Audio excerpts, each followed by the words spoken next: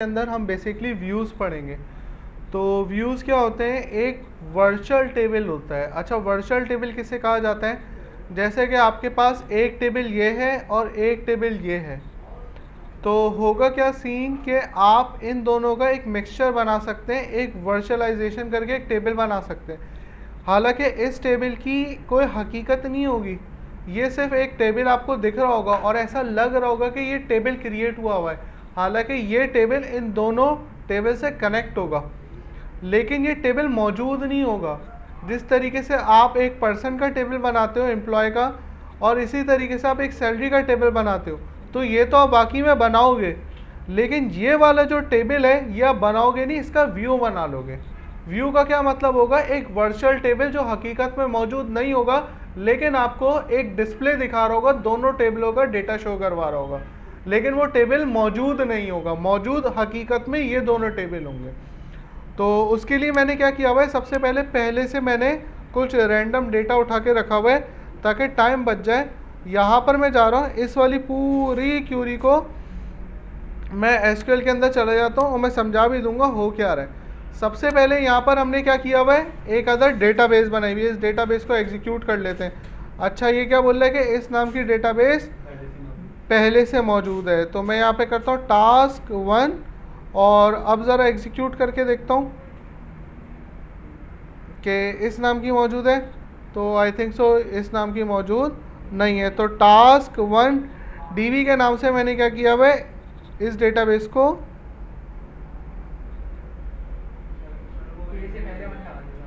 अच्छा 1 यहाँ लगा दिया था भाई। चलो इसी नाम को हम यूज़ कर लेते हैं। और यहाँ पर हमने क्या किया हुआ है, एक अदर टेबल बनाया हुआ है।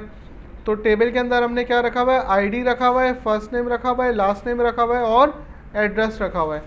इसी तरीके से हम क्या करेंगे, इस वाले टेबल को हम क्या करेंगे, एग्जीक्यूट कर लेंगे। यहाँ पर F5 दबाएंगे बायर्स, और एक दफ़ा इसको चेक भी कर लेते हैं रिकॉर्ड आया नहीं आया।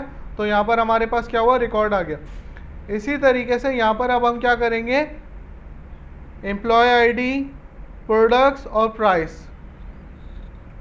इसको एग्जीक्यूट करेंगे और इसके अंदर क्या करेंगे, रिकॉर्ड डाल लेंगे और अपने प्रोडक्ट्स को शो कर लेंगे। तो यहाँ पर क्या हो गए, सारे प्रोडक्ट्स हमारे पास शो हो गए। अब मैं ये चाह रहा हूँ कि मैं एक व्यू बनाऊँ, इन दोनों टेबलों का आपस में एक वर्चुअल टेबल बना लूँ। तो उसके लिए सबसे पहले मैं क्या लिखूँगा, क्रिएट व्यू, और यहाँ पर अब मैं व्यू का नाम लिख दूंगा। तो यहाँ पे मैं व्यू का नाम लिख दूंगा, क्या लिख दूंगा, परचेज। परचेज के नाम से मैंने एक व्यू बनाया। इसको थोड़ा सा नीचे कर लेते हैं, सही है भाई। अब यहाँ पर इसको थोड़ा सा इधर ले आते हैं।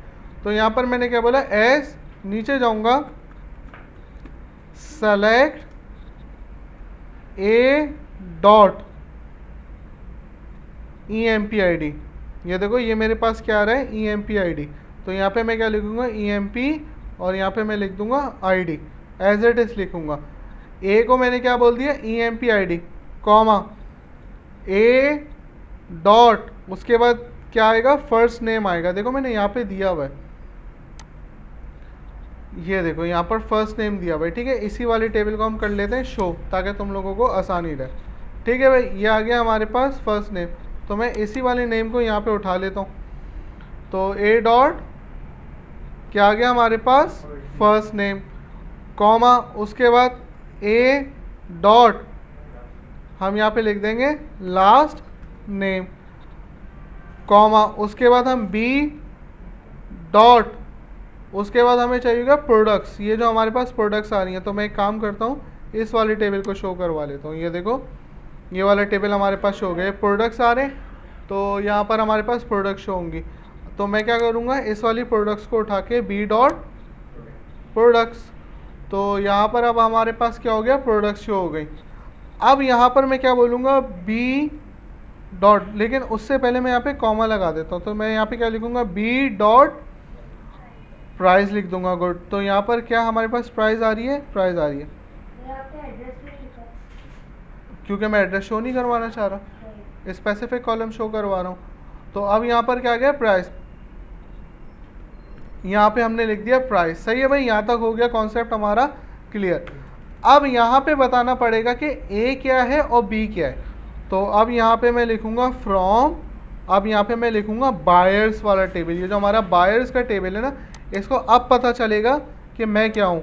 तो मैं यहाँ पर जाऊँगा बायर्स अलाइस एस और यहाँ पे क्या लिख दूंगा ए। अब पता चल जाएगा जो ए है ना, एरर हट गए। लेकिन अभी भी स्टिल बी में एरर आ रहा है। क्यों आ रहा है? बी हमारा क्या हुआ, स्पेसिफाई नहीं हुआ। तो मैं एक काम करता हूँ, स्मार्ट वर्क करता हूँ, व्यू के अंदर ही मैं इनर जॉइन लगा लेता हूँ ताकि स्पेसिफिक रिकॉर्ड आ जाए। ठीक है, यहाँ पर क्या आएगा हमारे पास, स्पेसिफिक रिकॉर्ड आएगा।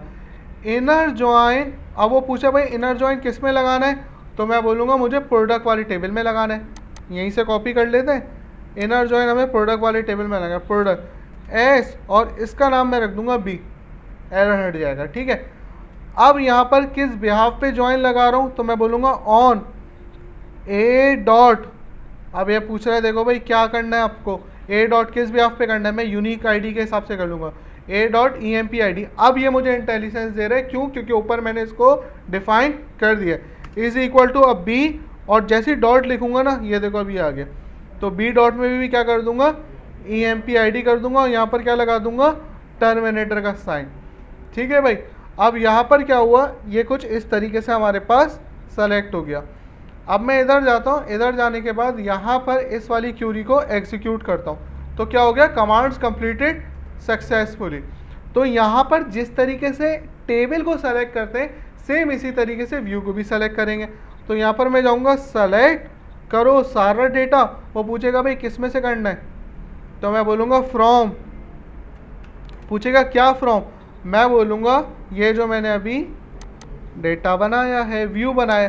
तो जिस तरीके से आप सेलेक्ट टेबल में से करते हैं, वर्चुअल टेबल में से भी इसी तरीके से करोगे। ये देखो आ गया दोनों टेबलों का मिक्सचर। हालांकि टेबल की हकीकत मौजूद नहीं है, ये नहीं बना हुआ टेबल। टेबल असल में वही बने हुए, कौन से बने हुए हमारे पास, एक बना हुआ है हमारे पास प्रोडक्ट का टेबल, एक बना हुआ है हमारे पास बाय का टेबल, लेकिन हमने परचेज का एक वर्चुअल टेबल बना लिया है कि हमें जब कभी आउटपुट देखना हो तो हम इस तरीके से इस चीज़ को देख सकते हैं। यहाँ तक क्लियर है कॉन्सेप्ट? बैठो इसकी प्रैक्टिस करूँ।